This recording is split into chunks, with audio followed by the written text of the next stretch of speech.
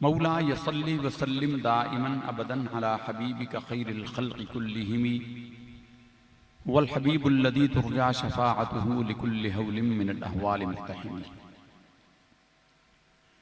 हम्द व सलात के बाद मुहतरम और मुअज़्ज़ज़ हाज़रीन और सामिईन, बिलख़ुसूस हाजी ज़ुबैर हुसैन और बिरादरान और उनके घर वाले जो मेज़बान महफ़िल हैं, अल्लाह ताला का फ़ज़ल और एहसान है कि उसने अपने हबीब सल्लल्लाहु अलैहि वसल्लम के मिलाद पाक की महफ़िल पाक में एक मरतबा हम सबको फिर इकट्ठा होने का मौका नसीब फरमाया। ये अल्लाह ताला का फ़ज़ल है, एहसान है कि उसने हमें एक मरतबा फिर यहाँ जमा फरमाया और अल्लाह से दुआ है कि ज़िंदगी में ऐसे मौक़े बार बार नसीब फरमाए। हमारा ज़माना फितनों का ज़माना है। हम अगरचे अब बाहर बयानात पर जाते नहीं हैं, लेकिन हमारे हाजी फैसल मुस्तफ़ा साहब ने सबसे पहला पंजाब कॉलोनी में जिनसे हमारा तारुफ़ करवाया वो ये हाजी ज़ुबैर बिरादरान हैं, और इनका छोटा भाई हमारे यहाँ अक्सर आते हैं अय्याज़ हुसैन साहब, वो उनका हमें हुक्म हुआ, इसरार किया। उन्होंने कहा जी इमामा पहन कर आएँ। मैं तो टोपी पहन कर आता हूँ, फ़कीर आदमी हूँ। इन्होंने कहा जी इमामा पहन कर आएँ, तो बस जी, और फिर हम हाजिर हो गए जैसा उन्होंने कहा, क्योंकि मेज़बान की ये दिलजोई रखना ये सरकार दो आलम सल्लल्लाहु अलैहि वसल्लम की सुन्नत है। वरना यहाँ के बहुत सारे लोग अब हमें काफ़ी जानते हैं, पहचानते हैं, काफ़ी तारुफ हो चुका है, काफ़ी मरतबा आज इस्माइल अत्तारी साहब भी आए हुए हैं और अहबाब भी बहुत सारे लोग हमें जानते हैं बिहम्दिल्लाह ताला।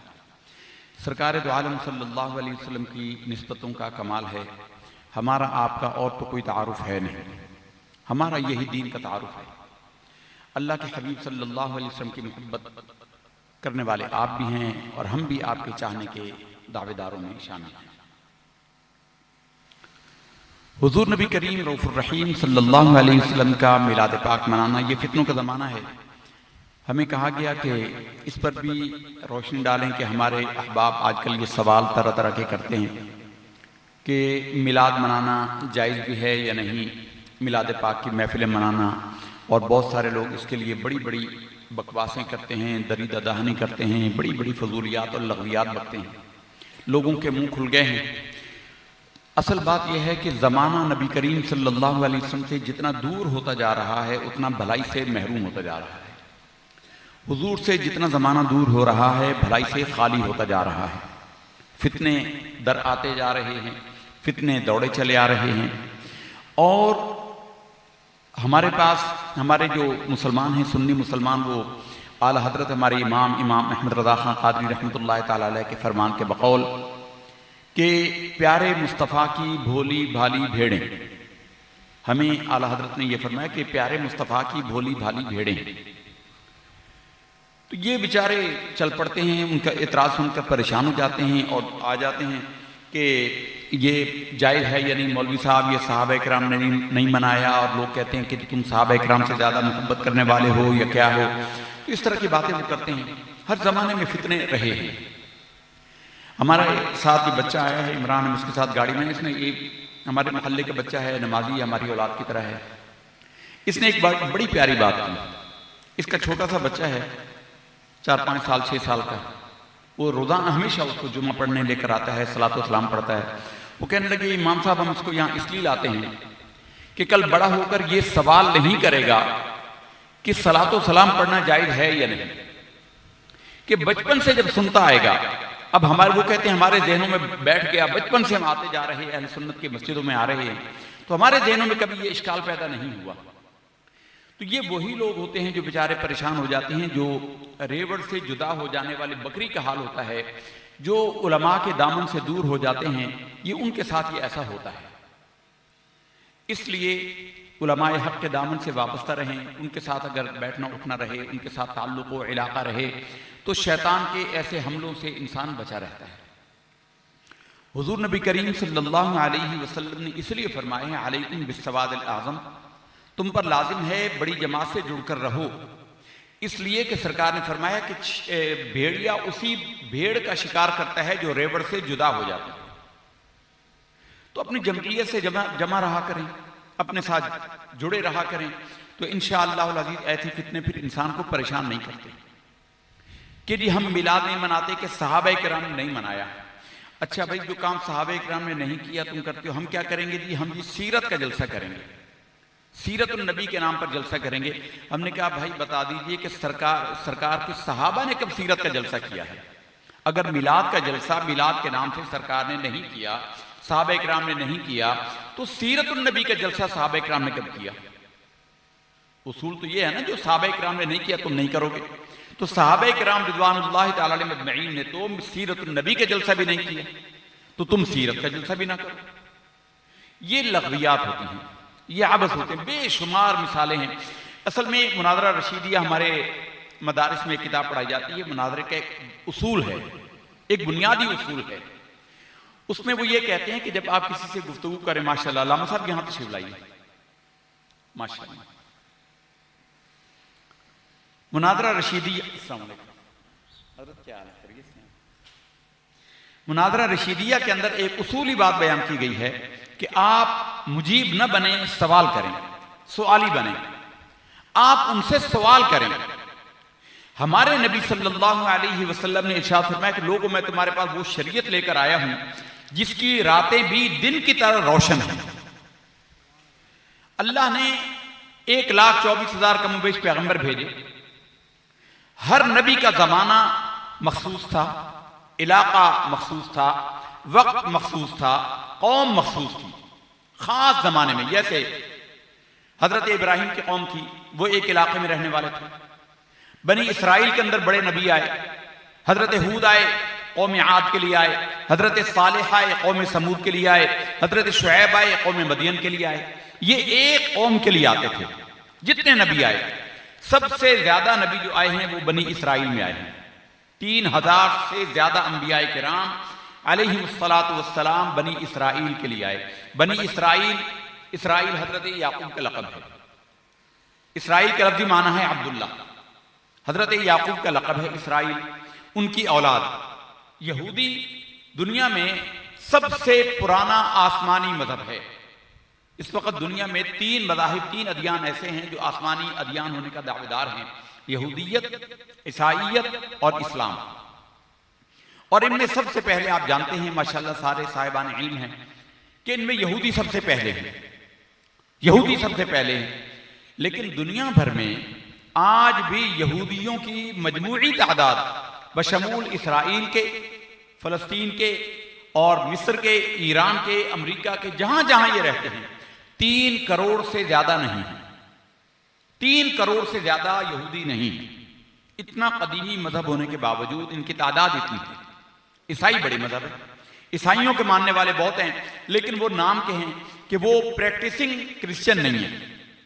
वो बस पैदा होते हैं, ईसाई तरीके पर उनकी रस्में की जाती हैं, और मरते हैं तो उनको ईसाई तरीके पर दफन किया जाता है। कितने चर्च, कितने कलीसा उनके वो बेच दिए गए। मुसलमानों ने मस्जिदें बना ली, या लोगों ने घर बना लिए, या पार्क बना लिए, या सिनेमा और थिएटर बन गए। वो अपने चर्च में जाते ही नहीं। प्रैक्टिस करने वाले, इबादत करने वाले, अपने अल्लाह और अल्लाह के रसूल के अहकामात के मानने वाले दुनिया में सिर्फ मुसलमान हैं। सबसे बड़ा मजहब है, सबसे बड़ा दीन है। तादाद में अगरचे ईसाई ज्यादा हैं, लेकिन वो प्रैक्टिसिंग नहीं है, प्रैक्टिस नहीं करते, अपने दीन पर अमल नहीं करते। मुसलमान हैं बिहम्दिल्लाह ताला। तो यहूदियों को इस एतबार से सबसे ज्यादा होना चाहिए, लेकिन वो ज्यादा है नहीं, ज्यादा है नहीं।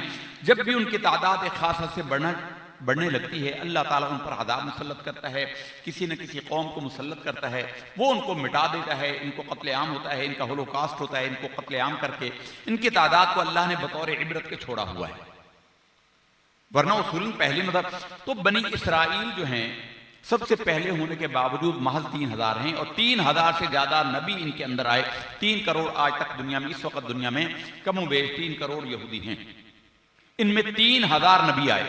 आखिरी नबी बनी इसराइल में आए हजरत ईसा अला नबीना व अलैहिस्सलातु वस्सलाम। अच्छा, ये जितने नबी आए ये एक खास इलाके के लिए आए, एक खास वक्त के लिए आए, एक खास कौम के लिए आए, एक खास जमाने के लिए आए। तो अल्लाह रब्बुल इज्जत ने उनके लिए उसूल ये बनाया था, उनके लिए उसूल ये बनाया था कि उनको जायज कामों की तफसील बता दी।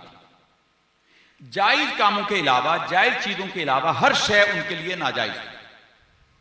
मसलन एक इलाके में रहते हैं, मिसाल के तौर पर मिस्र में रहते हैं, पाकिस्तान में रहते हैं, हिंदुस्तान में रहते हैं, एक इलाके में रहते हैं।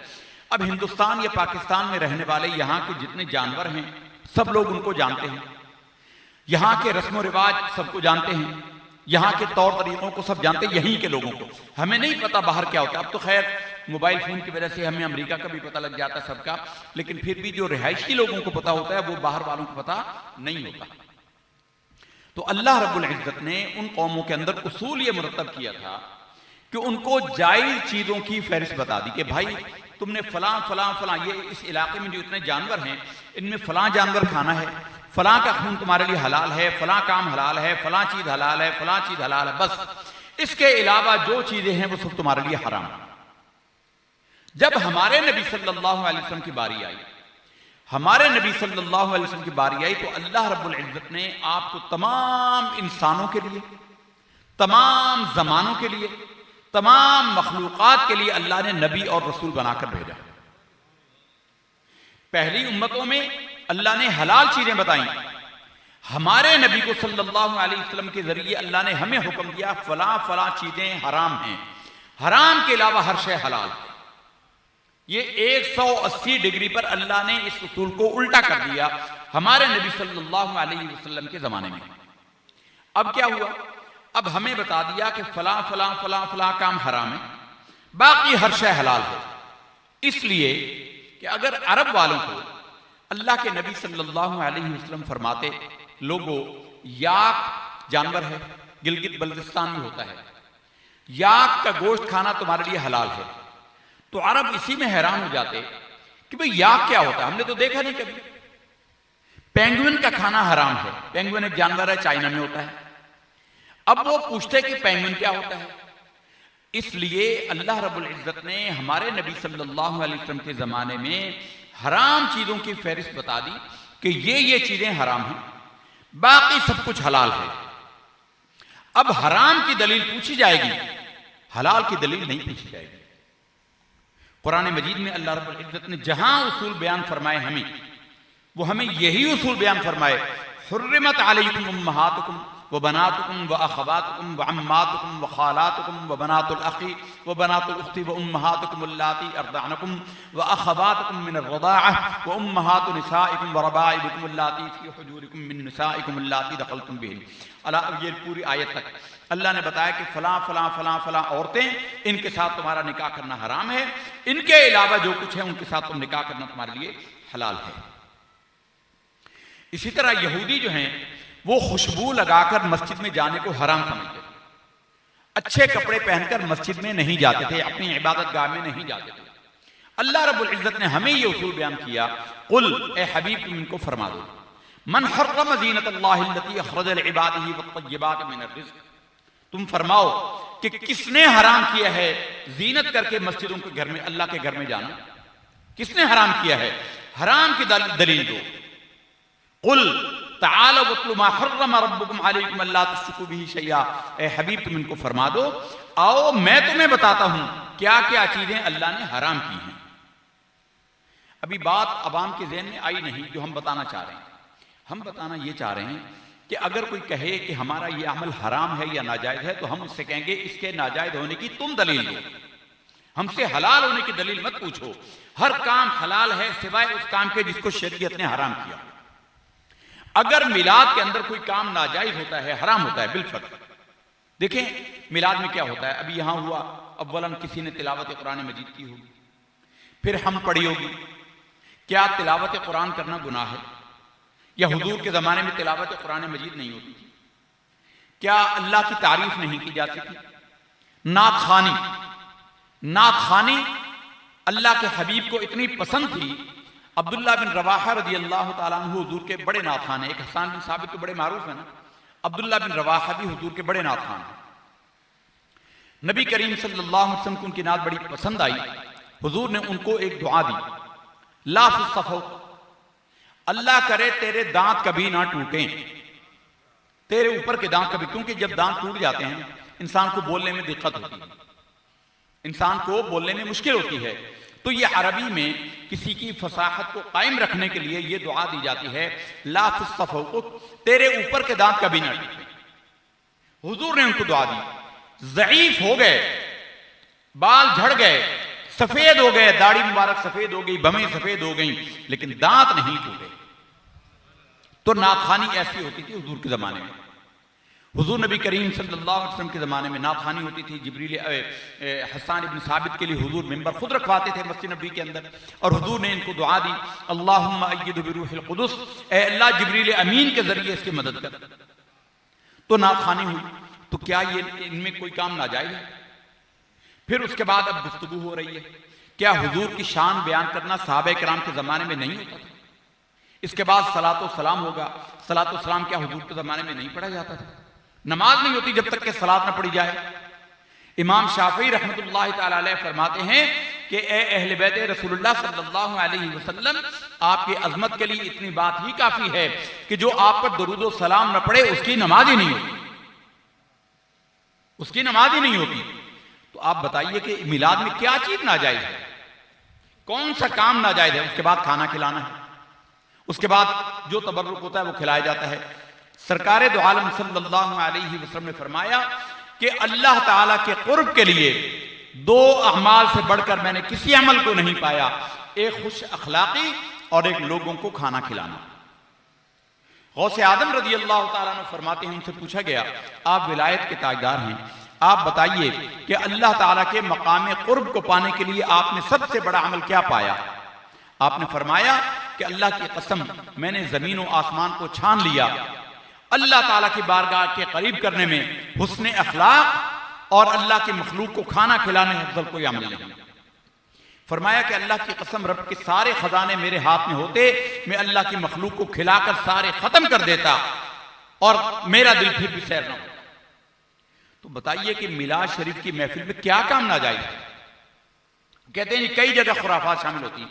हमने कहा भाई आप अगर कई जगह खुराफात होती हैं, आप खुराफात से खाली होकर मिलाद कर रहे हैं। फिर आप ये देखिए कि शादी ब्याह के मौकों पर मखलूत मजालिस होती हैं, औरतें मर्द कई जगहों पर इकट्ठे हो जाते हैं। शादी हाल में बहुत जगह पार्टीशन नहीं होती, पार्टीशन जहां करते भी हैं वहां भी जो मेजबान अफराद होते हैं, मर्द होते हैं, वो बहाने बहाने आकर झांकते हैं, औरतों को देखते हैं, औरतों को। अब ये काम नाजायज है। इसी तरह बहुत सारी रस्में और रिवाज ऐसे हैं जो हिंदुओं से आए हुए हैं।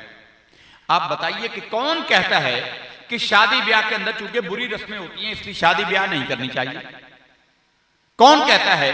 वो कहते हैं जी हिंदुआना रस्में ना करें, शादी ब्याह करें, सुन्नत के तरीके पर करें। तो यही हम भी कहते हैं, यही हम भी कहते हैं कि सरकारे दो आलम सल्लल्लाहु अलैहि वसल्लम की तारीफ और तौसीफ पर मबनी नाथानी कराओ, सलातो सलाम पढ़ो, गुफ्तगू पेश करो, अच्छे अमल करो। लेकिन अगर किसी जगह बुरा काम होता है तो उस बुरे काम को छोड़ा जाएगा, न तो नफ्सो मिलाद को छोड़ा जाएगा। ये अजीब लोगों की औंधी समझे हो गई, लोग उल्टी उल्टी बातें लेकर आ जाते हैं।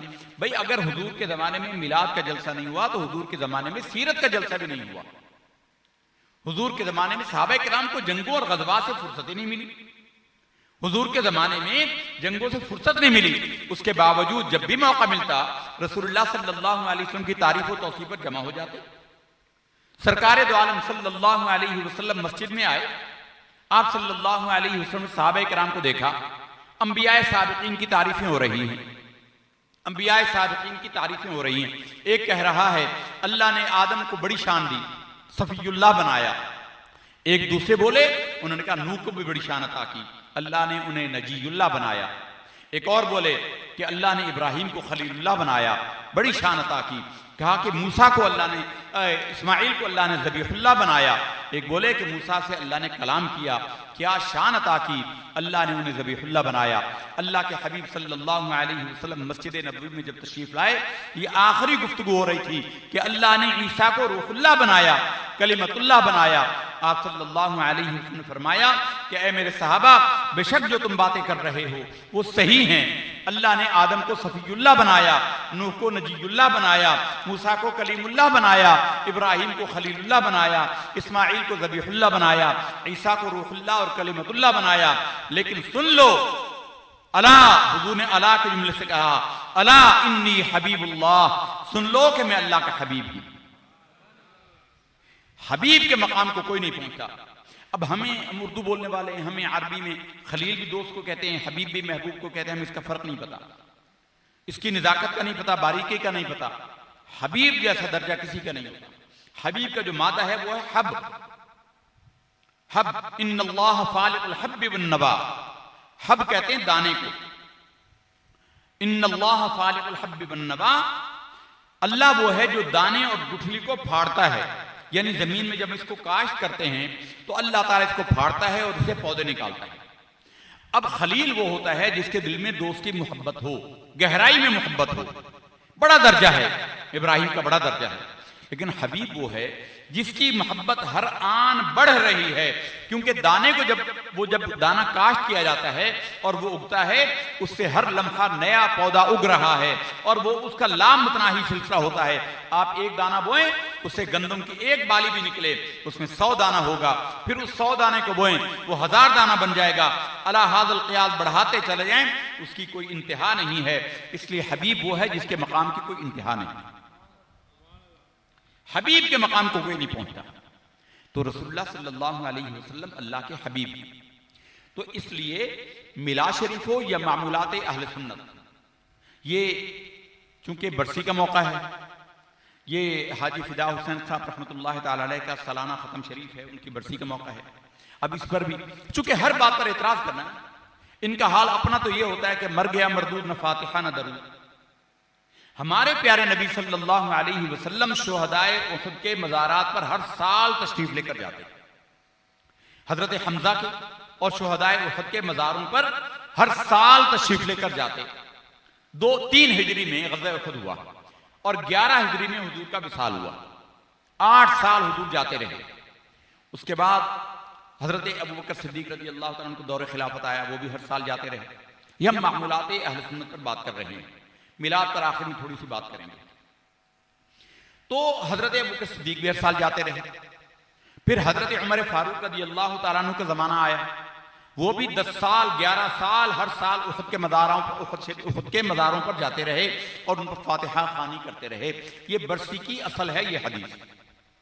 फिर हजरत उस्मान गनी रज़ी अल्लाह तआला अन्हु 12 साल जाते रहे। फिर मौला अली शेर खुदा रज़ी अल्लाह तआला अन्हु, इनका 4.5 साल दौरे खिलाफत रहा, ये भी जाते रहे। लेकिन फिर ऐसा हुआ, इनके जो चचा हैं हजरत हमजा रज़ी अल्लाह तआला हुजूर के भी चचा हैं और मौला अली के भी चचा हैं, और हुजूर के तो रज़ाई भाई भी हैं, एक माँ का दूध पिया हुआ है हजरत हमजा रज़ी अल्लाह तआला अन्हु, एक वालदा को दूध पिया हुआ है। मौला अली के चचा हैं। मौला अली जो हैं वो अपना दारुल खिलाफा ले गया कूफा में। अब कूफा दूर हो गया, जंगों का जमाना हो गया। एक साल ऐसा हुआ जब मौला अली शेर खुदा रज़ी अल्लाह तआला अन्हु हजरत हमजा के मज़ार शरीफ पर फातिहा खाने के लिए सालाना तौर पर नहीं जाते, शव्वाल के महीने में जाते थे। तो रात को हजरत सैयदना हमजा रज़ी अल्लाह तआला अन्हु, सैयदना अमीर हमजा रज़ी अल्लाह तआला अन्हु की ज़ियारत हुई और सैयदना अमीर हमजा रज़ी अल्लाह तआला अन्हु ने ख्वाब में कहा कि भतीजे, वफा ये तो नहीं कि तूने आना छोड़ दिया, वफा तो ये है कि तू हमें याद रखता और हमारे पास आता। मौला अली ने ख्वाब में ही कहा, लब्बैक या अम्मी, चचा मैं हाजिर हूं। और अगले ही दिन आपने रफ्ते सफर बांधा और शुहदाए उहद के मज़ार पर पहुंचे और वहां फातिहा खानी की। तो सालाना ख़त्म शरीफ कराना ये बड़ी सआदत का तरीका होता है। बड़े खुश नसीब होते हैं वो वालिदैन जो औलाद को ऐसी को छोड़ जाते हैं जो अपने वालिद साहब के इसाले सवाब का एहतमाम करते हैं, अपने वालिदैन के इसाले सवाब का एहतमाम करते हैं, उनके लिए बंदोबस्त करते हैं। और बड़ी खुशनसीब होती है वो औलाद जो अपने वालिदैन को याद रखती और उनके लिए इसाले सवाब करते हैं।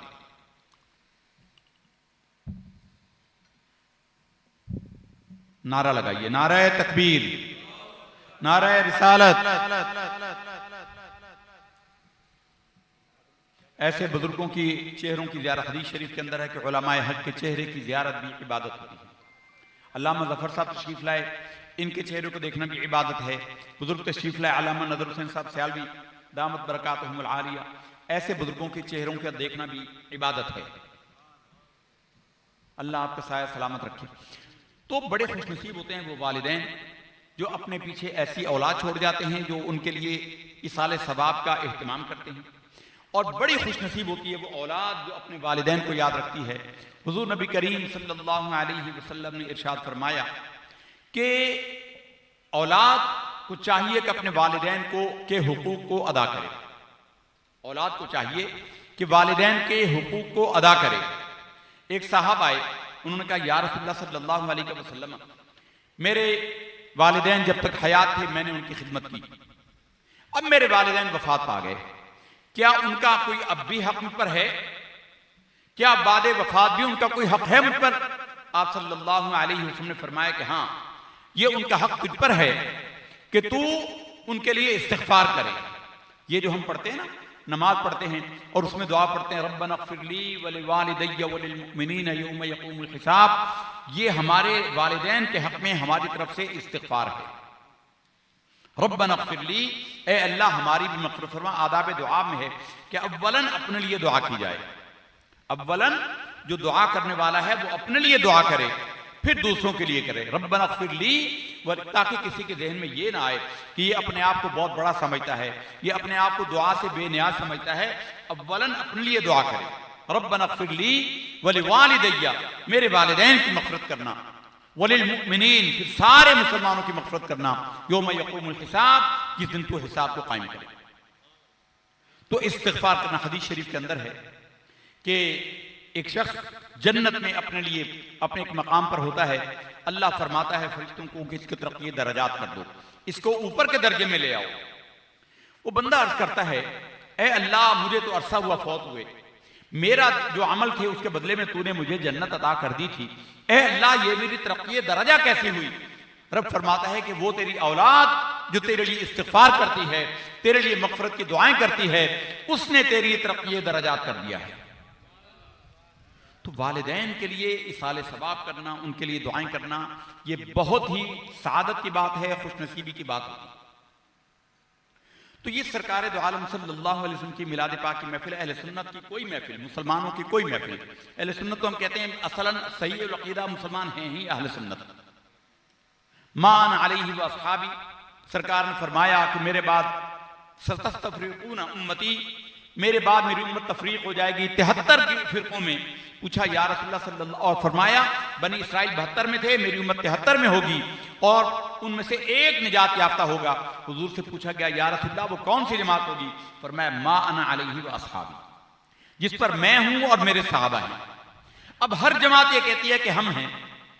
अब आप किसी से भी पूछें, वो कहते हैं कि हम उस तरीके पर हैं जो सरकार दो आलम सल्लल्लाहु अलैहि वसल्लम और सहाबा का तरीका है। अब सहाबा किराम का अमल हम देखें, सहाबा किराम का मामूल क्या था? एक सहाबी औरत आई, उनको कहा गया कि तुम आगे ना जाओ, तुम अपने भाई की लाश को नहीं देख सकोगी। उनका मसला किया जा चुका है। अब ये सहाबा किराम का ईमान है, सहाबा किराम का ईमान है। वो कहती हैं, उन्हें कहा जाता है कि तुम अपने भाई की लाश को नहीं देखोगी, उनका मसला किया जा चुका है, तुम देख नहीं सकोगी, बर्दाश्त नहीं कर सकोगी। उनके नाक काट दिए गए, उनके कान काट दिए गए, उनका सीना चाक कर दिया गया, उनके आज़ाद निकाल दिए गए, लाश का हुलिया खराब कर दिया गया। वो कहती इसको छोड़ो, मुझे सरकार की बारगाह में ले चलो। हुजूर के पास लेकर आए, पूछा या रसूलुल्लाह सल्लल्लाहु अलैहि वसल्लम, मुझे पता है कि मेरे भाई शहीद कत्ल कर दिए गए, मैं सिर्फ आपसे ये पूछने आई हूं कि मुझे बताइए कि मेरा भाई जन्नत में है या जहन्नुम में है? अगर वो जहन्नुम में है तो मैं ऐसा बैन करूंगी कि क़यामत तक किसी ने ऐसा फिर बैन नहीं किया होगा, और अगर वो जन्नत में है तो या रसूलुल्लाह फिर उसके लाश के साथ जो मर्जी करते फिर मुझे किस बात का गम है? तो अल्लाह के नबी ने ये नहीं फरमाया कि मुझे तो दीवार के पीछे का भी पता नहीं है, मुझसे तुम जन्नत का क्या पूछते हो। आपने फरमाया कि बल्कि तुम्हारा भाई, मैं उसको देखता हूं कि जन्नत के परिंदों के पोटों के अंदर अल्लाह ताला उसको तमाम जन्नत की सैर करवा रहा है। अब जो जमीन पर रहकर जन्नत को देख ले वो हमारे नबी।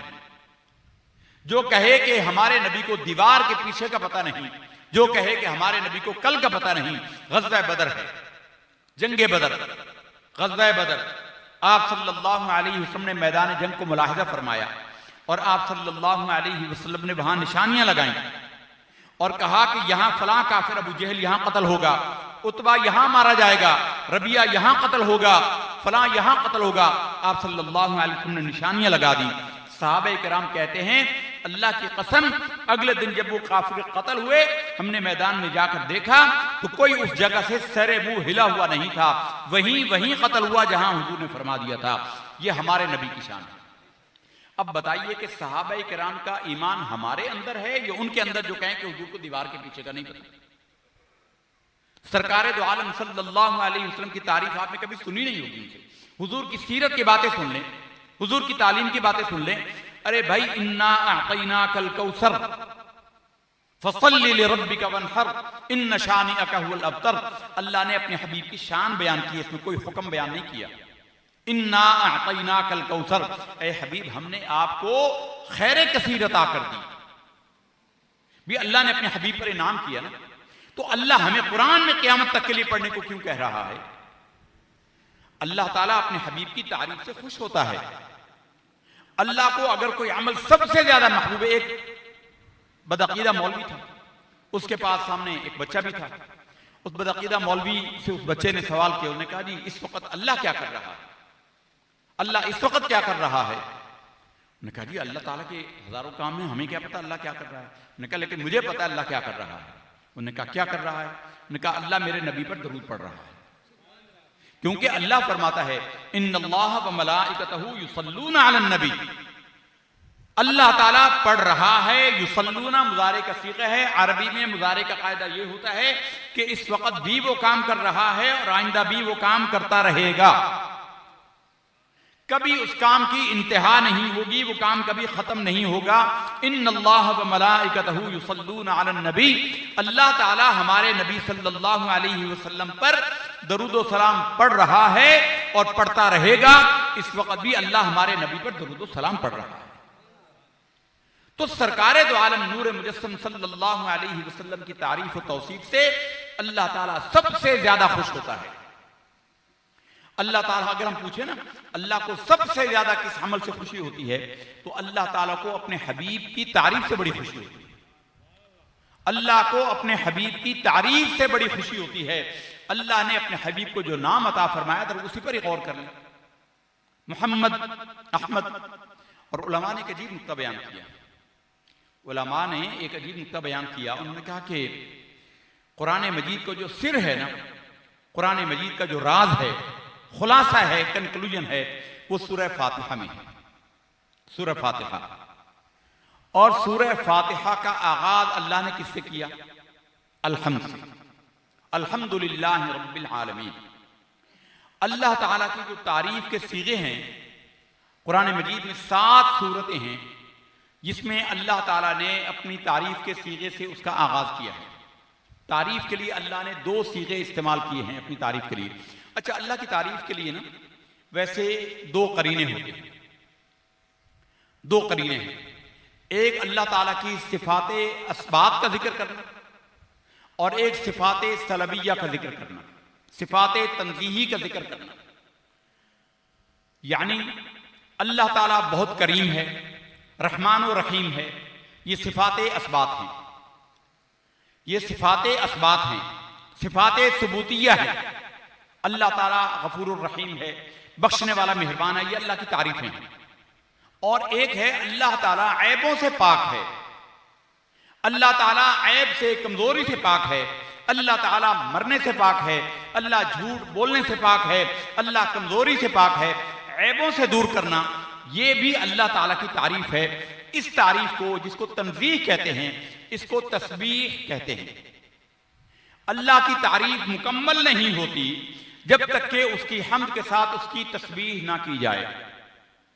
अल्लाह ताला की तारीफ मुकम्मल नहीं होती जब तक कि उसकी हम्द के साथ उसकी तारीफ ना की जाए, उसकी तंजीह ना की जाए, उसकी तस्बीह ना की जाए। और कुरान मजीद में अल्लाह ने अजीब करीने इख्तियार किया। अल्लाह ने अपनी तारीफ के लिए 2 सीगे इस्तेमाल किए कुरान में, अल्हम्द और तबारक। बड़ी बरकतों वाली है वो ज़ात। और कुरान मजीद फुरकान हमीद में इन 2 अल्फाज से कुरान मजीद की कुल 7 सूरतों का आगाज होता है। 5 सूरतों का आगाज अल्हम्द से होता है, 2 सूरतों का आगाज तबारक से होता है। तबारकल्लज़ी नज़्ज़लल फुरक़ान अला अब्दिही लियकून लिल आलमीन नज़ीरा, तबारकल्लज़ी बियदिहिल मुल्क व हुवा अला कुल्लि शैइन क़दीर। दो सूरतें ये हैं, अल्हम्दुलिल्लाह रब्बिल आलमीन ये सूरत है, उसके बाद सूरतुल अनआम है, सूरह फातिर है, सूरह सबा है, 5 सूरतें हैं। सूरह कहफ है, 5वीं सूरत सूरह कहफ। 5 सूरतों का आगाज अल्लाह ने अलहम्द से किया, तो 7 सूरतें अल्लाह ताला ने सिफात सुबूतिया के साथ बयान की हैं। 7 सूरतें कुल तबारक और अलहम्द मिलाकर अल्लाह ने 7 सूरतों का आगाज अल्लाह ताला ने अपनी सिफात सबूतिया के साथ की, और 7 ही सूरतें अल्लाह ने अपनी तस्बीह से की हैं, अपनी तंजीह से बयान की हैं। तंजीह का सीगा है तस्बीह। कुरान मजीद में अल्लाह रब्बुल इज्जत ने फरमाया, फरिश्तों ने अल्लाह से कहा, जब अल्लाह ने आदम को बनाने का इरादा फरमाया और अपने इस इरादे का इजहार फरिश्तों के सामने फरमाया, तो फरिश्तों ने क्या कहा, वनहनु नुसब्बिहु बिहम्दिका, यानी अल्लाह की कामिल तारीफ कब होती है, जब उसकी तस्बीह भी की जाए, जब उसकी हम्द भी की जाए। वनहनु नुसब्बिहु बिहम्दिक, और हम तेरी तस्बीह करते हैं तेरी हम्द करते हुए। अल्लाह रब्बुल इज्जत ने कुरान मजीद में एक और मकाम पर फरमाया कि व इम मिन शैइन इल्ला युसब्बिहु बिहम्दिही व इम मिन शैइन इल्ला युसब्बिहु बिहम्दिही। तस्बीह, कोई शय कायनात में ऐसी नहीं जो अल्लाह की तस्बीह और अल्लाह की हम्द न करती हो। यानी अल्लाह की कामिल तारीफ तब होती है जब तस्बीह भी हो और हम्द भी हो। तस्बीह और हम्द, तस्बीह कहते हैं तंजीह को। तो इसी तरह अल्लाह रब्बुल इज्जत ने अपने हबीब को हुक्म फरमाया, फसब्बिह बिहम्दिका, फसब्बिह बिहम्दिका, ए हबीब सल्लल्लाहु अलैहि वसल्लम अपने रब की तस्बीह करें, उसकी हम्द करते हुए। तो तस्बीह और हम जब मिलते हैं तो अल्लाह की कामिल तारीफ होती है। तो अल्लाह ताला ने 7 सूरतें अपने सिफत सबूतिया के साथ अल्लाह ने उनका बयान किया है। 5 सूरतें अलहम्द से और 2 सूरतें तबारक से, और 7 सूरतें तस्बीह के साथ शुरू की हैं। तस्बीह के भी अरबी जुबान के अंदर माजी और मुजारे है, और अमर है और मस्तर है। 7 अल्लाह ताला ने 7 जगहों पर इसका बयान किया है तस्बीह का। सब्बह लिल्लाहि मा फिस समावाति व मा फिल अर्द, हर शय अल्लाह की तस्बीह करती है जो कुछ आसमानों और जमीनों में है। सब्बह, ये सूरत अल्लाह ने 3 जगह बयान की। 2 जगह बयान किया युसब्बिहु लिल्लाह, हर शय अल्लाह की तारीफ करती है, अल्लाह की तंजीह करती है और करती रहेगी। 2 सूरतें ये हो गई, और एक अमर हुआ सब्बिह इस्म रब्बिकल आला, ए हबीब सल्लल्लाहु अलैहि वसल्लम और ए हुजूर के वसीले से हर सुनने वाला रब्बे आला की तस्बीह करो। और एक मस्तर के साथ सुबहान अल्लज़ी अस्रा बिअब्दी, पाक है वो ज़ात, सुबहान मस्तर है। तो 7 सीगे ये हैं। तो जमीनें कितनी हैं? 7। आसमान कितने हैं? 7। तो अल्लाह ने 14 सीगों को बयान कर दिया। जमीन और आसमान में कोई शय इसके खाली है ही नहीं, कोई शय अल्लाह ने छोड़ी नहीं। पहला सीगा जो अल्लाह ने इस्तेमाल किया वो है हम्द। अलहम्दु, अलहम्द मस्तर है, हम्द मस्तर है, हम्दुल मस्तर है। और इससे जो इस्म मुश्तक होते हैं, जो इससे इस्म निकलते हैं, जरा गौर करें। हमने बयान किया, हमने बात यहां से शुरू की कि अल्लाह को सब अमाल से ज्यादा अपने हबीब की तारीफ से खुशी होती है। मिलाद क्या है? अल्लाह के हबीब की तारीफ है, हुजूर की तारीफ की जा रही है। अल्लाह ने अपने कलाम का आगाज किया और अपने लिए सीगा इस्तेमाल किया, वो है अलहम्द। हम्द मस्तर है, हम्दुल मस्तर है। और इससे जो मुश्तक अल्फाज हैं, इस्म हैं, अस्मा हैं, वो 5 हैं। 5 अस्मा हम से निकले हैं। अरबी में मादा इश्तिकाक है ना, ये इससे 5 हर्फ निकले हैं, 5 इस्म निकले हैं। हम से क्या निकला? मुहम्मद। हम से क्या निकला? मुहम्मद सल्लल्लाहु अलैहि वसल्लम। हम से क्या निकला? मुहम्मद। हम से निकला हुआ लफ्ज है। हम से निकला अहमद। अहमद भी हम से निकला हुआ लफ्ज है। मोहम्मद किसका नाम है? सरकार का। अहमद किसका नाम है? हुजूर का। हुजूर ने फरमाया इन्नली अस्माउन, मेरे बहुत सारे नाम हैं।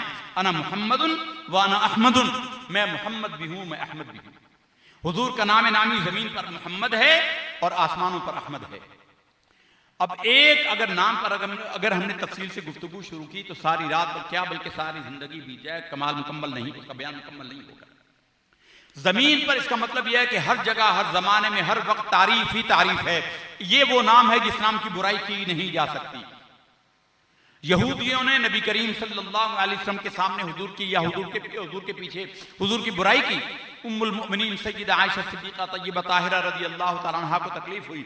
सरकार ने फरमाया, आयशा गम क्यों करती हो? अल्लाह ने तो मुझे नाम ही ऐसा दिया है, मोहम्मद। हर जगह, हर जमाने में, हर वक्त जिसकी बे इंतहा तारीफ की गई हो, मैं तो हूं ही वो जिसकी तारीफ की जाए। वो अब जब मेरा नाम मोहम्मद कहते हैं, अपनी बात को तो खुद जुटला देते हैं। मैं तो वो हूं जिसकी बुराई की ही नहीं जा सकती। जब यहूदियों को पता चला कि सरकार ने यह जवाब दिया है, हुजूर ने यह फरमाया, तो उन्होंने हुजूर का नाम तब्दील करके कहा कि मुजम्मम ऐसे है। मुजम्मम इसी वजन पर है। इसका मतलब है वो जो बहुत ही बुरा है, जिसकी हर जगह बुराई की जाती है। मुजम्मम ये है, मुजम्मम वो है। उम्मुल मोमिनीन को फिर तकलीफ हुई, रंज हुआ। सरकार ने फरमाया, आयशा गम क्यों करती हो? वो होगा कोई उनका मुजम्मम, हमारा तो नाम अल्लाह ने मोहम्मद रखा है। हमारा नाम तो मोहम्मद है। हम तो वो हैं जिसकी बुराई की ही नहीं जा सकती। तो हमसे क्या निकला? मोहम्मद एक नाम निकला। यानी अल्लाह ने वो लफ्ज इस्तेमाल किया जिसका 20% मोहम्मद है। यानी इसका मतलब यह हो गया कि तुम अल्लाह का जितना जिक्र करो, उसका 20% अगर हुजूर का नाम लेते रहो तो अल्लाह खुश हो जाता है। फिर अल्लाह ने आगे क्या फरमाया? अब इस नाम से और क्या नाम निकला? अहमद। अहमद हमसे है और आसमानों में हुजूर का नाम मोहम्मद है। सर, अहमद का मतलब है बहुत ज्यादा बढ़कर अल्लाह की हमद करने वाला। आसमानों पर इसलिए हुजूर का नाम मोहम्मद है कि कल क़यामत के दिन सरकार फरमाते हैं कि लिवाउल हम्द अल्लाह मुझे अता करेगा, हम का झंडा मुझे अता करेगा। और अल्लाह उस दिन हम के वो कलिमात मुझे तालीम फरमाएगा जो ना मुझसे पहले किसी को दिए और ना आज तक मुझे दिए। उस दिन के लिए अल्लाह देगा। मैं उन अल्फाज के साथ अल्लाह की तारीफ करूंगा, अल्लाह ताला खुश हो जाएगा। और रब फरमाएगा, इरफा रासका या मोहम्मद सल्लल्लाहु अलैहि वसल्लम। बड़ी हदीस आपने सुनी उलमा से, बहुत दफा सुन चुके। ए हबीब सर अक़दस को उठाइए और सवाल कीजिए, अता किए जाएंगे। मग़फ़िरत चाहें, सिफारिश करें, जिसकी सिफारिश करेंगे उसकी सिफारिश कबूल की जाएगी। तो अहमद, मोहम्मद और अहमद किससे निकले? हमसे। अब कितनी हो गई परसेंटेज? 40%। 5 नाम निकलते हैं हमसे, 5 नाम निकलते हैं। गोया हुजूर की तारीफ से अल्लाह, अगर 40% अल्लाह के हबीब का जिक्र किया जाए तो अल्लाह ताला इससे खुश हो जाता है और यह अल्लाह ही की तारीफ है। फिर आगे एक नाम निकलता है, इससे एक और नाम निकलता है हामिद। हामिद किसका नाम है? हामिद भी हुजूर का नाम है। हामिद भी इसी लफ्ज़ से निकला हुआ नाम है, अल्लाह की बहुत हमद करने वाला, अल्लाह की हमद करने वाला। हामिद हुजूर नबी करीम सल्लल्लाहु अलैहि वसल्लम का नाम नामी है। हुजूर ने फरमाया मेरा नाम हामिद भी है। अब क्या मतलब हुआ? हुजूर नबी करीम सल्लल्लाहु अलैहि वसल्लम की तारीफ और तौसीफ अल्लाह के जिक्र में अगर आप 60% करते रहें, 60% करते रहें, अल्लाह ताला उससे खुश हो जाता है। अल्लाह का जिक्र में अल्लाह के हबीब का जिक्र 60% हो, आधे से ज्यादा अल्लाह के हबीब का जिक्र हो, अल्लाह ताला उससे खुश हो जाता है। फिर आगे चलिए, आगे एक नाम है इसी से निकला हुआ है, वो है महमूद। महमूद, महमूद कौन है? अल्लाह के हबीब। हुजूर नबी करीम सल्लल्लाहु अलैहि वसल्लम का नाम नामी महमूद है। हुजूर का नाम नामी महमूद है। अब माना क्या हुआ? अब इसकी तफसील क्या हुई कि सरकारे दो आलम सल्लल्लाहु अलैहि वसल्लम का जिक्र तुम्हें चाहिए कि 80% करो। अपनी कुल इबादत में 80% अल्लाह के हबीब का जिक्र करते रहो, अल्लाह ताला उससे बड़ा खुश होता है। ये जो महमूद है, ये अरबी में मफऊल के वजन पर है और ये फाइल और मफऊल दोनों का फायदा देता है। फाइल और मफऊल दोनों का फायदा देता है। यानी वो जिसकी तारीफ की जाए या वो जो बहुत तारीफ किया जाता है या वो जो बहुत तारीफ करता है, दोनों का इतलाक अल्लाह के हबीब सल्लल्लाहु अलैहि वसल्लम पर होता है। अब एक नाम बचा और वो है हमीद। हमीद, हमीद जो है ये फ़ईल उनके बदन पर है, ये फ़ाइल और मफ़ऊल के वज़न पर होता है। हमने उधर कह दिया, यहां पर हमीद जो है ये फ़ाइल और मफ़ऊल के वज़न पर है। इसका मतलब है हमीद वो जिसकी बहुत तारीफ की जाए। बहुत तारीफ किसकी की जाती है? मोहम्मद सल्लल्लाहु अलैहि वसल्लम। और बहुत तारीफ करने वाला कौन है? अल्लाह भी है, अल्लाह का हबीब भी है। तो हमीद का इतलाक दोनों पर होता है। अब जरा इस तफसील को उस हदीस से मिलाकर पढ़िए जो उबई इब्न काब रज़ी अल्लाह ताला अन्हु ने हुजूर के सामने पेश की। अर्ज़ किया, या रसूलुल्लाह सल्लल्लाहु अलैहि वसल्लम, मुझे आपसे बड़ी मोहब्बत है। मैंने सोचा है कि मैं अपनी दुआ का 1/4 वक्त सिर्फ आप पर दरूद व सलाम पढ़ते हुए गुजार दूं। सरकार ने फरमाया कि उबई खूब है, बहुत अच्छा है, लेकिन अगर तू ये दौरानिया बढ़ा दे तो तेरे हक में बेहतर है। उन्होंने कहा, या रसूलल्लाह मैं समझ गया, मैं आधा वक्त आप पर दुरूद व सलाम पढ़ूंगा, यानी अगर 10 मिनट मैंने दुआ करनी है, 5 मिनट मैं आप पर दुरूद व सलाम पढ़ता रहूंगा। सरकार ने फरमाया कि ओ भाई ये भी ठीक है, लेकिन अगर तू इसको भी बढ़ा दे तो और तेरे हक में बेहतर है। तो उबई इब्न काब रज़ी अल्लाह ताला ने कहा, या रसूलल्लाह सल्लल्लाहु अलैहि वसल्लम, मैं समझ गया, मैं 3/4 75% 7.5 मिनट में आप पर दुरूद व सलाम पढ़ूंगा और सिर्फ 25% सिर्फ अपने ग़र्ज़ अल्लाह के सामने पेश करूंगा। आपने फरमाया, भाई ये भी ठीक है, लेकिन अगर तू और बढ़ा दे तो तेरे हक में बेहतर है। उबई इब्न काब ने कहा, या रसूलल्लाह मैं अब समझा, ए अल्लाह के हबीब, अल्लाह की कसम मैं तमाम वक्त आप पर दुरूद व सलाम ही पढ़ता रहूंगा। सरकार ने फरमाया, भाई अगर तू ऐसा करेगा, अल्लाह ताला तेरी वो हाजतें भी कबूल फरमाएगा जो तू मांगना चाहता था, वो हाजतें भी तेरी पूरी करेगा जो तेरे हक में बेहतर है। तुझे याद ही नहीं है मांगने से, तेरे गुनाह भी माफ हो जाएंगे, तेरे तरक्की दर्जात भी हो जाएंगे। अब मतलब क्या हुआ? अल्लाह को अपने हबीब की तारीफ इतनी पसंद है, इतनी पसंद है, फरमाया कि तुम तमाम वक्त मेरे हबीब की तारीफ करते हुए गुजार दो। नमाज भी तो अल्लाह की इबादत है, अल्लाह ने नमाज भी तो अपने हबीब के जिक्र के बगैर ना छोड़ी। अल्लाह को अपने हबीब से कितना प्यार है, अल्लाह ने नमाज भी अपने हबीब के जिक्र के बगैर नहीं छोड़ी। और उलमा ने, हमारे उस्ताद साहब ने एक बड़ा अजीब नुक्ता बयान किया यहीं पर। वो कहते हैं, हुजूर नबी करीम सल्लल्लाहु अलैहि वसल्लम के अल्लाह ने फरमाया, व मिनल लैली फतहज्जद बिही नाफिलतन लक। ए हबीब सल्लल्लाहु अलैहि वसल्लम, तहज्जुद आपके लिए नफल है, तहज्जुद आपके लिए नफल है। ये एक इल्मी बहस है। उलमा कुछ कहते हैं कि हुजूर के लिए फर्ज है, नफल से मुराद एक इजाफी है आपका, और बाद ने कहा कि हुजूर के लिए भी नफल है, बाद में कहा पहले फर्ज थी फिर नफल कर दी। बहरहाल ये उलमा की बहस है। अवाम के लिए इतनी है कि अल्लाह फरमाता है कि ये आपके लिए नफल है, वो मिनल लैली फतहज्जद बिही नाफिलतन लक। ए हबीब सल्लल्लाहु अलैहि वसल्लम, आपके लिए हमने तहज्जुद को नफल कर दिया। आगे रब क्या फरमाता है? वासा अन यबअसक रब्बुका मकामम महमूदा, करीब है कि आपका रब आपको मकाम महमूद अता फरमा दे। उलमा हमारे उस्ताद साहब फरमाते हैं, गौर तो कर अल्लाह के बंदे, तुमने तो तवज्जो ही नहीं की। जिसके नफल का अजर मकाम महमूद हो, उसके फर्जों का मकाम क्या होगा? जिसके नफल का मकाम मकाम महमूद होगा, जिसके नफल का अजर मकाम महमूद होगा, उसके फर्जों का अजर क्या होगा? तो सरकारे दो आलम नूर मुजस्सम सल्लल्लाहु अलैहि वसल्लम की तारीफ और तौसीफ अल्लाह के यहां सबसे ज्यादा पसंदीदा अमल है, सबसे ज्यादा अल्लाह इसी से खुश होता है। फिर फरमाया कि तुम नमाज में सजदे कितने करते हो? फरमाया कितने सजदे करते हैं? 2 सजदे करते हैं। सजदे 2 करते हैं। एक सजदा किया, उसके बाद सजदे से सर उठाया और बैठा। जब बंदा बैठता है 2 सजदों के दरमियान, अच्छे भले नमाजियों को पता नहीं होगा, याद नहीं होगा, पता होगा तो याद नहीं होगा, ये जो दरमियान में बैठना होता है इसे क्या कहते हैं? इसे कहते हैं जलसा। ये मौलवी साहब ने बताया, इसको कहते हैं जलसा। तहियात में जो बैठते हैं उसको कादा कहते हैं। ये जो 2 सजदों के दरमियान बैठते हैं इसको जलसा कहते हैं। फरमाया सरकार की सीरत की किताबों में जरा पढ़कर तो देखो कि रसूलुल्लाह सल्लल्लाहु अलैहि वसल्लम जब पैदा हुए, आपकी वालिदा माइदा ने क्या फरमाया? हजरत आमिना ने हजरत अब्दुल मुत्तलिब को क्या बताया कि जो नौमौलूद बच्चा होता है वो तो हरकत नहीं कर सकता। रसूलुल्लाह सल्लल्लाहु अलैहि वसल्लम पैदा हुए, आपने करवट ली और जमीन पर सीना टिकाया, बाएं हाथ पर जोर लगाया, आसमान की तरफ उंगली उठाई और अल्लाह की बारगाह में सजदा रेज़ होकर फिर दुआ की, रब्बी हबली उम्मती, रब्बी हबली उम्मती, ए अल्लाह मेरी उम्मत मेरे हवाले कर देना, ए अल्लाह मेरी उम्मत मेरे हवाले कर देना। पहला सजदा किया। और हदीस शरीफ के अंदर है, सरकार दो आलम सल्लल्लाहु अलैहि वसल्लम ने इरशाद फरमाया कि मैं पहला हूंगा जो दरवाजा जन्नत खटखटाऊंगा।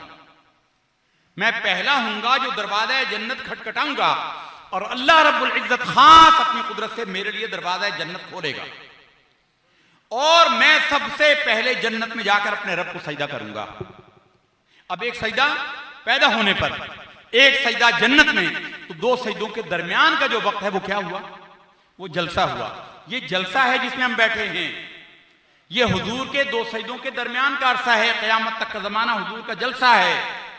हम उस जलसे में जिंदगी गुजार रहे हैं। तो इसका अंजाम इंशाअल्लाह उल अज़ीज़ सरकार दो आलम सल्लल्लाहु अलैहि वसल्लम के फरमान के बमूजिब अल मर्उ मअ मन अहब्बा, इंसान उसी के साथ होगा जिससे वो दुनिया में मोहब्बत करता होगा।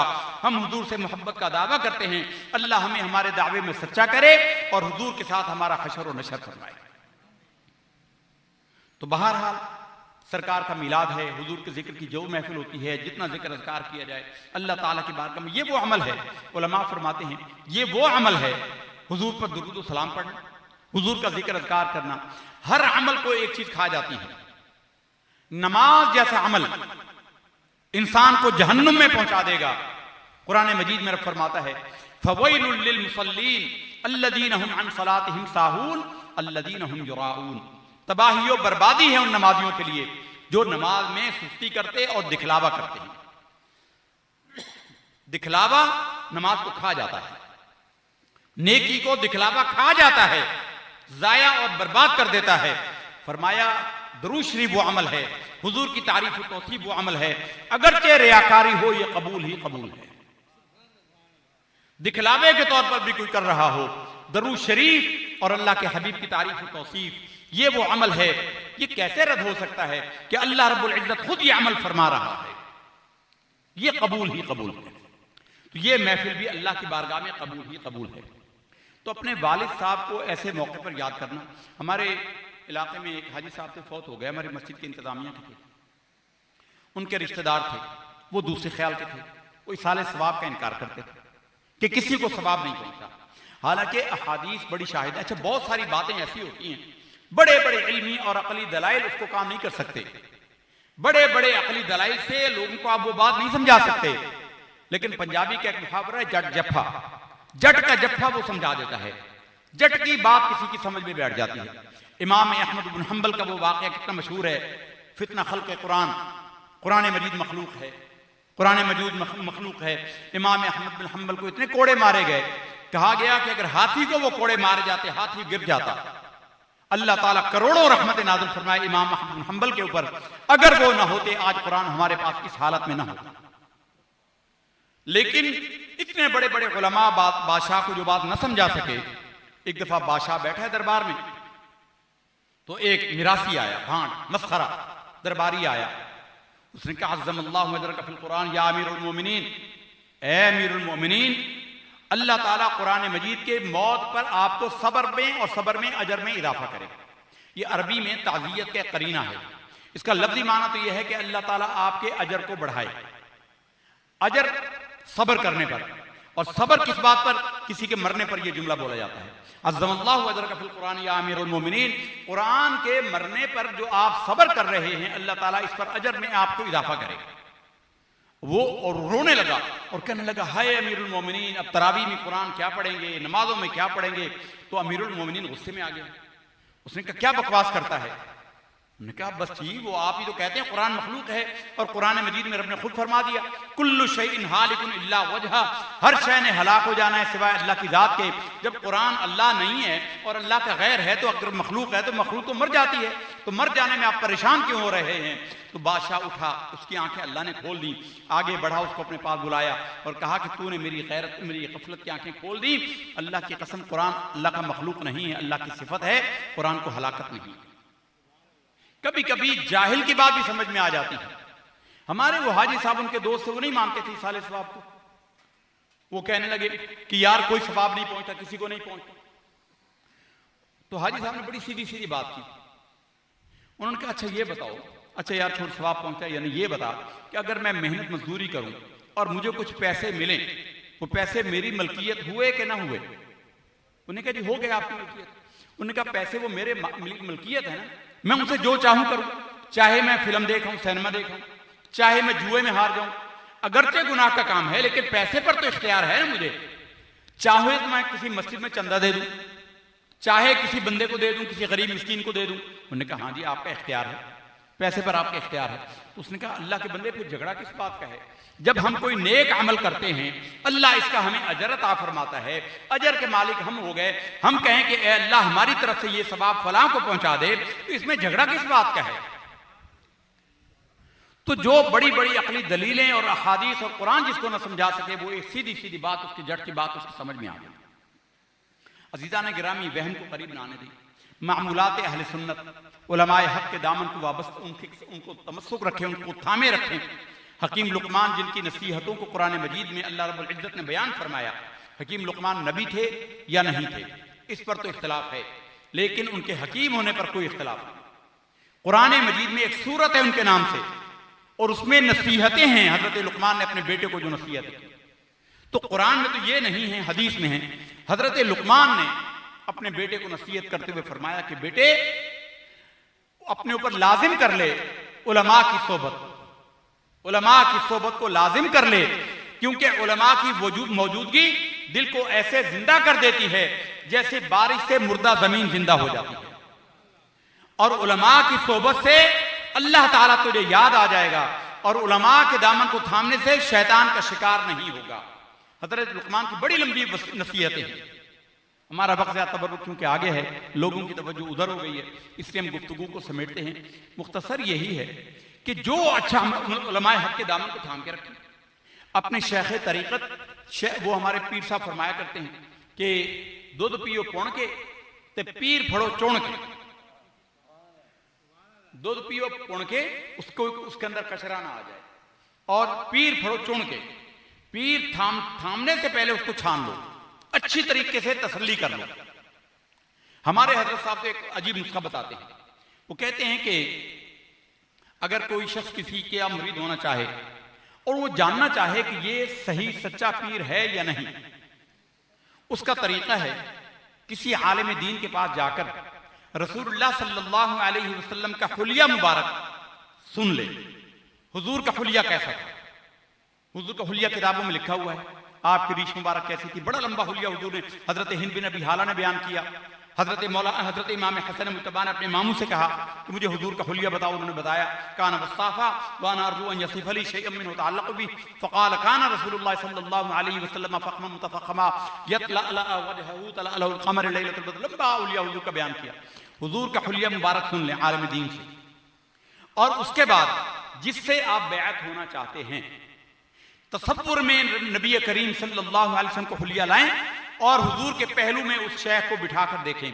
अगर हुजूर की तस्वीर के साथ, हुजूर के तसव्वुर के साथ उनका शेख का तसव्वुर कायम रह जाए तो समझ लें कि ये सही पीर है, फिर उससे बैत हो जाए। अगर उसका तसव्वुर हुजूर के साथ कायम न रहे फिर समझ लीजिए कि ये शेख ठीक नहीं है। क्योंकि इमाम रब्बानी मुजद्दिद अल-फिसानी रहमतुल्लाह ताला अलैह फरमाते हैं कि शैतान कहता है कि मैंने सबसे ज्यादा जो लोगों को शिकार किया है वो तसव्वुफ और तरीक़त के रास्ते पर किया है। क्योंकि ये तरीक़त और तसव्वुफ का रास्ता यही रास्ता है जो सीधा रास्ता है, जो अल्लाह तक पहुंचाने वाला। और शैतान ने जो चैलेंज किया था वो यही किया था, लअक़उदन्न लहुम सिरातकल मुस्तक़ीम, ए अल्लाह मैं इनके सामने सीधे रास्ते पर घात लगाकर बैठूंगा। सीधा रास्ता तरीक़त का है तो तरीक़त के रास्ते पर ही वो आता है। और तरीक़त में अगर शरीयत की रहनुमाई ना हो, शरीयत की रहनुमाई, शरीयत का मतलब होता है पक्का रास्ता, सीधा रास्ता। शरीयत का रास्ता अगर ना हो, पता नहीं चलता। खुले मैदान के अंदर अगर सड़क ना बनी हो, बंदे को नहीं पता चलता वो दाएं निकल जाएगा, बाएं निकल जाएगा, कहां चला जाए। इसलिए शरीयत के रास्ते पर जो चलने वाला शेख होगा वो इंशाअल्लाह खुद भी मंजिल पर पहुंचेगा और अपने मानने वाले को भी मंजिल तक पहुंचाएगा। तो अल्लाह ताला से दुआ है इस महफिल पाक को अपनी बारगाह आली में मकबूल मुस्तरद फरमाए। इसमें जितने अहमाल खैर किए गए और जो अहमाल खैर किए जाएंगे अल्लाह ताला उन सबको अपनी बारगाह में कबूल फरमाए और उसका सवाब साहिब खाना की तरफ से, हम सब की तरफ से हुजूर नबी करीम सल्लल्लाहु अलैहि वसल्लम की बारगाह अक़दस में पहुँचाकर हाजी फ़िदा हुसैन साहब रहमतुल्लाह तआला अलैह की रूह को पहुँचाए। तमाम हज़रात खड़े हो जाएँ, सलातो सलाम होगा। हमारी कोई महफिल सलातो सलाम के बगैर नहीं होती, तो सलातो सलाम होगा, उसके बाद फातिहा शरीफ और दुआ होगी। तमाम हज़रात फरमाएँ वमा अलैना इल्लल बलाग।